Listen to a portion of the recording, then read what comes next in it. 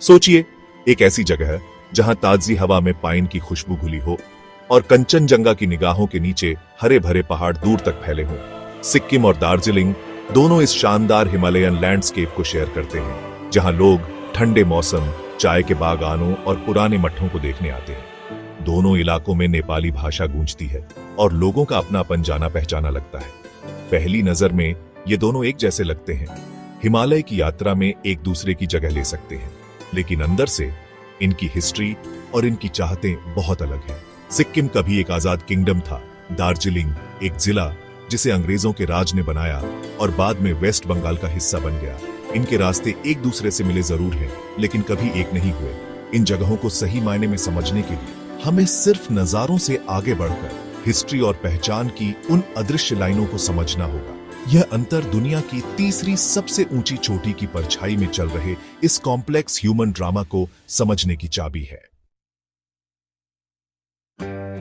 सिक्किम की कहानी एक पुराने किंगडम की है, जहां सदियों तक चौग्याल राजवंश का राज्य था, जिसका अपना झंडा, अपने कानून और अपनी पहचान थी। 1975 में पॉलिटिकल उथल-पुथल के बाद सिक्किम ने एक रेफरेंडम के जरिए इंडिया के साथ जुड़ने का फैसला किया और 22वां राज्य बन गया। यह मर्जर अनोखा था। इंडियन कॉन्स्टिट्यूशन का आर्टिकल 371F सिक्किम के पुराने कानूनों, जमीन के हकों और कल्चरल हेरिटेज को प्रोटेक्ट करता है। ये सेफगार्ड सिक्किम की ऑटोनॉमी और अलग पहचान को बनाए रखते हैं, जो इसे अपने पड़ोसियों से अलग बनाता है।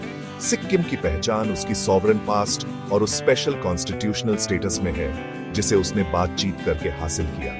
यह एक ऐसा राज्य है जो एक किंगडम से पैदा हुआ है और अपनी अनोखी विरासत को लेकर बहुत प्रोटेक्टिव है।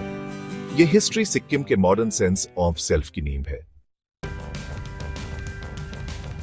दार्जिलिंग की जर्नी अलग है। यह कभी किंगडम नहीं था, बल्कि ब्रिटिश द्वारा सिक्किम से लीज पर ली गई जमीन पर बनी एक हिल स्टेशन था। ब्रिटिश नेपाली बोलने वाले मजदूरों को लाए, जिससे इस इलाके की डेमोग्राफिक्स हमेशा के लिए बदल गई।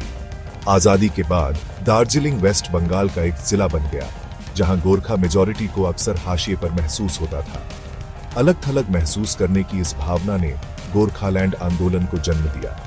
अपनी पहचान और हकों को प्रोटेक्ट करने के लिए एक अलग राज्य की लंबे समय से चली आ रही मांग।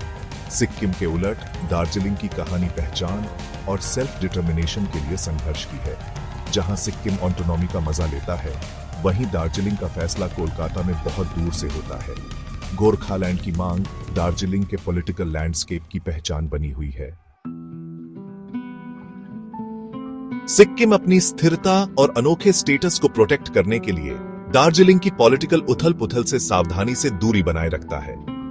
स्टेटहुड और आर्टिकल 371F के साथ सिक्किम के पास वह सब है जो दार्जिलिंग चाहता है, ऑटोनॉमी और सेल्फ गवर्नेंस। गोरखालैंड आंदोलन से कोई भी संबंध सिक्किम की मुश्किल से मिली शांति और कॉन्स्टिट्यूशनल सेफगार्ड्स को खतरे में डाल सकता है। सिक्किम की इकोनॉमी उसकी एक शांत, सेफ डेस्टिनेशन की इमेज पर फलती फूलती है। दार्जिलिंग के उलट, जो अक्सर हड़तालों और विरोध प्रदर्शनों से बाधित होता है। यह अलगाव प्रैक्टिकल है, शत्रुतापूर्ण नहीं। सिक्किम अपनी अलग पहचान और फ्यूचर की प्रॉस्पेरिटी को महत्व देता है, जबकि कल्चरल टाइज बने हुए हैं। सिक्किम अपना रास्ता खुद चुनता है, अपनी विरासत को सेफगार्ड करता है। सिक्किम और दार्जिलिंग को अलग रखने से उनकी अनोखी पहचान और पॉलिटिकल क्लैरिटी बनी रहती है। सिक्किम की ऑटोनॉमी प्रोटेक्टेड है, जबकि दार्जिलिंग का गोरखालैंड के लिए आंदोलन फोकस्ड रहता है। हालांकि यह अलगाव बाधाएं पैदा कर सकता है, शेयर्ड इश्यूज पर सहयोग को रोक सकता है और गहरे कल्चरल टाइज वाले समुदायों को बांट सकता है। कंपटीशन, खासकर टूरिज्म में सहयोग के अवसरों पर भारी पड़ सकता है। फिर भी अभी के लिए साफ पहचान और स्थिरता के फायदे कमियों से ज्यादा है। इन अंतरों को पहचानना इस क्षेत्र की कॉम्प्लेक्सिटी को समझने के लिए जरूरी है। सिक्किम और दार्जिलिंग की कहानियां इंडिया की सबसे बड़ी ताकत, इसकी डाइवर्सिटी को दिखाती है। उनकी शेयर्ड पहाड़ियां एक जैसी दिख सकती है, लेकिन उनकी हिस्ट्री और उनकी चाहतें अलग हैं।